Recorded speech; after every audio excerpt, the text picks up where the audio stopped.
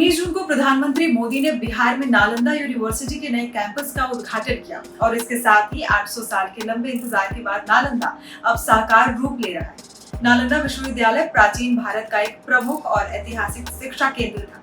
इसे दुनिया का पहला आवासीय विश्वविद्यालय भी माना जाता है।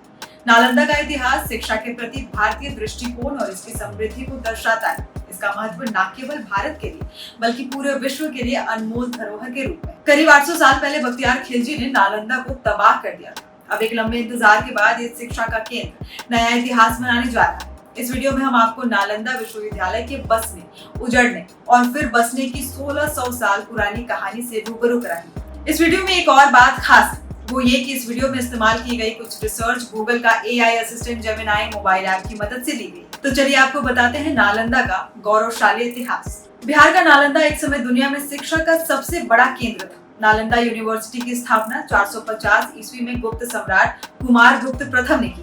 यूनिवर्सिटी की भव्यता का अनुमान आप इस बात से लगा सकते हैं कि इसमें 300 कमरे, 7 बड़े कक्ष और अध्ययन के लिए 9 मंजिला एक विशाल लाइब्रेरी था, जिसमें 3 लाख से अधिक किताबें थी।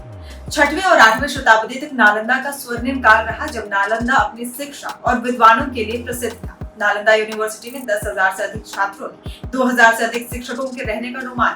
बौद्ध धर्म के अलावा नालंदा में व्याकरण, न्याय, दर्शन, तर्क, चिकित्सा, खगोल विज्ञान, कला और शिल्प जैसे विषयों की शिक्षा दी जाती है। नालंदा विश्वविद्यालय न केवल भारत बल्कि पूरे एशिया में शिक्षा का केंद्र है। छात्रों का चयन उनकी मेधा के आधार पर होता था और इनके लिए शिक्षा, रहना और खाना निःशुल्क था। इस यूनिवर्सिटी में केवल भारत से ही नहीं बल्कि कोरिया, जापान, चीन, तिब्बत, इंडोनेशिया, ईरान, ग्रीस, मंगोलिया आदि जैसे देशों से भी छात्र आते थे।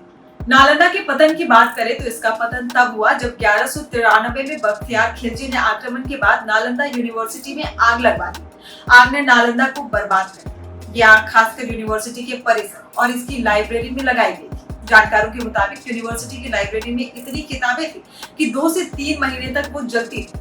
हमले के दौरान आक्रमणकारी खिलजी ने यहाँ के कई धर्माचार्य और बौद्ध भिक्षुकों को भी मार डाला और उत्तर भारत में बौद्धों द्वारा शासित कुछ क्षेत्रों पर कब्जा भी कर लिया था।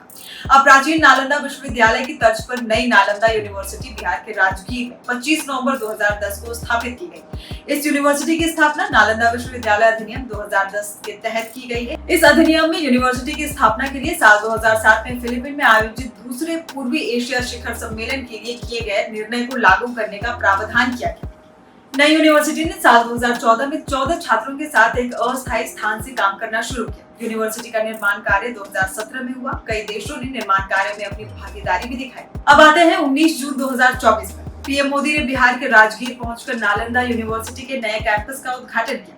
यूनिवर्सिटी का नया कैंपस पटना से लगभग 100 किलोमीटर की दूरी पर स्थित है। राजगीर के अंतर्राष्ट्रीय नालंदा विश्वविद्यालय के नए कैंपस में कुल 24 बड़ी इमारतें हैं। कैंपस में 40 कक्षाओं वाले 2 शैक्षणिक ब्लॉक हैं, जिनकी कुल बैठने की क्षमता लगभग 1900 है। इसमें लगभग 550 छात्रों की क्षमता वाला एक छात्रावास। इसमें इंटरनेशनल केंद्र, 2000 व्यक्तियों तक की क्षमता वाला एम्फी थिएटर, फैकल्टी क्लब और खेल परिसर समेत कई अन्य सुविधाएं मौजूद हैं। इस वीडियो में फिलहाल इतना ही। ऐसी तमाम देश दुनिया की खबर देखने के लिए आप देखते रहिए NDTV इंडिया।